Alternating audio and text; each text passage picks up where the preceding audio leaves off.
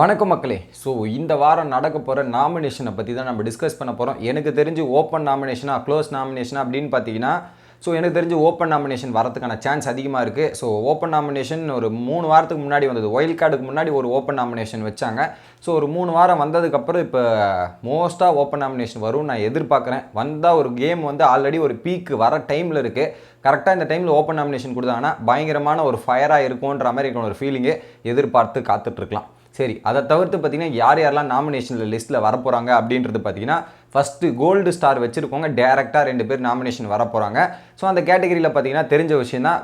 யாருன்னு பார்த்தீங்கன்னா, ஒன்று வந்து ஜோவிகா, இன்னொன்று வந்து மாயா. இவங்க 2 பேர் தான் கன்ஃபார்ம் பண்ணி விட்டுருக்காங்க. ஸோ அதில் இப்போ கன்ஃபார்மாக ஜோவிகா நாமினேஷனில் வரணும் அப்படின்றது தான் எல்லாம் அந்த குரூப்பாக உட்காந்து டிஸ்கஸ் பண்ணி எடுத்திருக்காங்க. 2வது மாயாவையும் போடணும் அப்படின்ற மாதிரி. ஸோ ஆல்ரெடி இவங்க 2 பேர் நாமினேஷன் வந்துட்டாங்க. அதை தவிர்த்து பார்த்தீங்கன்னா கானா பாலா எலிமினேட் ஆகிட்டார்.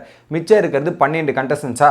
அதில் தினேஷை விட்டுருங்க. தினேஷ் கேப்டனை அவர் நாமினேட் பண்ண முடியாது. ஆக மொத்தத்தில் 3 பேர் ஆல்ரெடி எஸ்கேப் 3 பேரை எடுத்துகிட்டு 11 பேர் இருக்காங்க. ரிமைனிங் 11 பேரை வச்சு தான் இந்த நாமினேஷன் நம்ம டிஸ்கஸ் பண்ணோம்.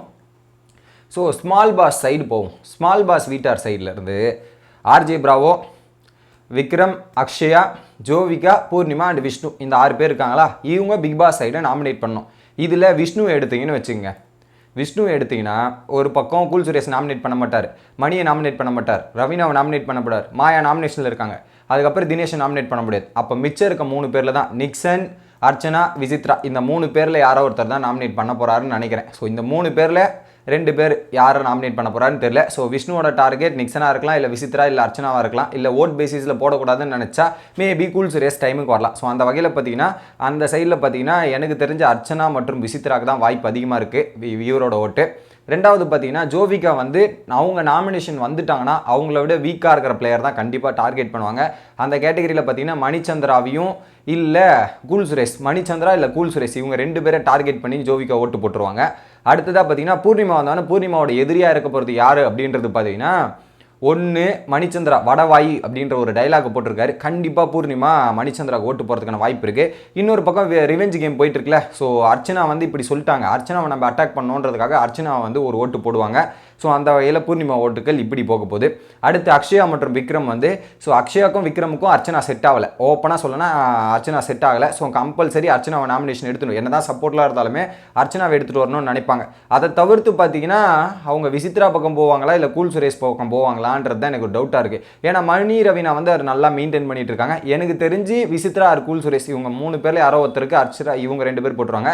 ஆர்ஜே பிராவோவை பொறுத்தவரையும் விசித்ரா மற்றும் அர்ச்சனாக்கு தாங்க ஓட்டு. இன்னைக்கு நீங்கள் ப்ரோமோலையே பார்த்துருப்பீங்க, சூப்பர் சார், மாசு சார், வேற லெவல் அப்படின்ற மாதிரி கை தட்டிட்டு இருக்கும்போது, ஸோ ஆர்ஜே பிராவோக்கு இவங்க 2 பேருக்கு மேலே வெறுப்பு இருக்குது அப்படின்றது கிளியராக தெரியுது. இந்த கேட்டகரி படி பார்த்தீங்கன்னா இங்கே இருக்க 12 ஓட்டுகளில் விசித்ரா, அர்ச்சனா, கூல் சுரேஷ் மற்றும் மணிச்சந்திரா, இவங்க 4 பேர் மேக்ஸிமம் நாமினேட் ஆகிறதுக்கான வாய்ப்பு இருக்குது பிக் பாஸ் வீட்டு சைடில் இருந்தால். அர்ச்சனா, விசித்ரா, மணிச்சந்திரா மற்றும் கூல் சுரேஷ் இவங்க 4 பேர் நாமினேஷனா. அடுத்தது பார்த்தீங்கன்னா மாயா மற்றும் ஜோவிகா 6 பேர் ஆல்ரெடி லிஸ்ட்டில் இருக்காங்க. இப்போது பிக் பாஸ் வீட்டு சைட்லேருந்து ஸ்மால் பாஸ் வீட்டு சைடு நாமினேஷனை போட்டிருந்தாங்கன்னா யாரெல்லாம் வருவாங்க அப்படின்றது பார்த்தீங்கன்னா, ஒரு பக்கம் பார்த்தீங்கன்னா அர்ச்சனா மற்றும் விசித்ரா யாரை நாமினேட் பண்ணுவாங்கன்னா மோஸ்ட்டாக பூர்ணிமாவை நாமினேட் பண்ணுவாங்க. அர்ச்சனா கம்பல்சரி பூர்ணிமாவை நாமினேட் பண்ணுவாங்க. அதுக்கப்புறம் விக்ரமை நாமினேட் பண்ணுவாங்க. ஏன்னா விக்ரம் வந்து ஒரு வீக் கண்டஸ்டன்ஸாக இருக்கார். ஸோ விக்ரமை நாமினேட் பண்ணுவோம். இல்லை விக்ரம் வெர்சஸ் அக்ஷயா இந்த கேட்டகரியில் இருப்பாங்க. அடுத்து விசித்ரா வந்து கண்டிப்பாக ஆர்ஜே பிராவோ டாக் பண்ணுவாங்க. ஏன்னா அவர் வந்து இந்த மாதிரி பண்ணிட்டு இருந்தாருன்னா கண்டிப்பாக ஆர்ஜே பிராவோவையும் விக்ரமையும் தூக்கி போகிறதுக்கான வாய்ப்பு இருக்குது. இதுக்கப்புறம் வீக் கண்டஸ்டன்ஸ்லாம் எலிமினேட் பண்ணணும் அப்படின்ற ஒரு திட்டத்தில் வீக் கண்டஸ்டன் தூக்கி உள்ளே போட்டுருவாங்க. ஓகேங்களா.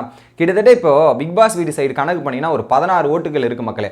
ஆல்ரெடி ஸ்மால் பாஸில் ஜோவிகா ஒருத்தவங்க இருக்காங்க. ஸோ ஆல்ரெடி அவங்க நாமினேட் ஆகிட்டாங்கன்னா மிச்சம் 5 பேர் தான். ஸோ 5 பேரில் இவங்கலாம் ஓட்டு போடும்போது மோஸ்ட்டாக 5 பேரில் 4 பேர் நாமினேஷன் வரதுக்கான வாய்ப்பு மேஜராக இருக்குது. ஆனால் அந்த ஒரு டிக்கெட் யார் எஸ் ஆவா அப்படின்றது பார்த்தீங்கன்னா அந்த 5 பேரில் டேரெக்டாக நம்ம இது கால்குலேஷன் போகாமல் டேரெக்டாக பாயிண்ட்டுக்கே போயிடலாம். 4 பேர் யார் எஸ்கேப் ஆவான்னு பார்த்தீங்கன்னா, ஒரு பக்கம் அக்ஷயா மற்றும் விக்ரம் வந்து week contestants, Akshaya Vikram. So கண்டிப்பாக வந்து மாயாலாம் நாமினேஷன் வந்தால் நம்ம தப்பிக்கணும்னா வீக் கண்டஸ்டன்ஸை உள்ளே போடணுன்ற எண்ணத்தில் தான் இருப்பாங்க. கண்டிப்பாக ஜோவிகாவும் அதே ப்ராசஸ். ஸோ அந்த வகையில் பார்த்தீங்கன்னா அக்ஷயா விக்ரம் டேரெக்டாக நாமினேஷன் வந்துருவாங்க. அதில் எந்த மாற்று கருத்தும் இல்லை. அதை தவிர்த்து ஆர்ஜே பிராவும் ஒரு வீக் கண்டஸ்டன்ஸ் தான், அந்த அளவுக்கு பெருசாக வீட்டுக்குள்ளே பண்ணலை. ஸோ அதனால் ஆர்ஜே பிராவையும் தூக்கி உள்ளே போட்டுருவாங்க. அடுத்ததாக பார்த்தீங்கன்னா பூர்ணிமா வந்து தினேஷ் கூட ஒரு பிரச்சனை இருக்குது, அர்ச்சனா சொன்னது கடுப்பு இருக்குது. ஸோ இந்த மாதிரி பூர்ணிமா மேலே நல்ல அபிப்பிராயம் இல்லை. மணிச்சந்திரா அண்ட் ரவீனா கூட பூர்ணிமா மேலே செம்ம கடுப்பில் இருப்பாங்க. அந்த கேட்டகரியில் பூர்ணிமாவும் நாமினேஷன் வந்துருவாங்க. எனக்கு தெரிஞ்சு எஸ்கேப் ஆகக்கூடிய ஒரு ஆள் யாருன்னா விஷ்ணுவாக தான் இருக்கும், ஸ்மால் பாஸில் இருந்தார்னா அப்படின்னு எனக்கு தோணுது. ஒரு பக்கம் இவர் ஓட்டு போடுவார், யார் தினேஷ் ஓட்டு போடுவார் விக்ரம்க்கு. கூல் சுரேஷ் போட மாட்டார், மணிச்சந்திரா போட மாட்டாங்க, ரவீனா போட மாட்டாங்கன்ற கேட்டகரியில் யாருமே போட மாட்டாங்க.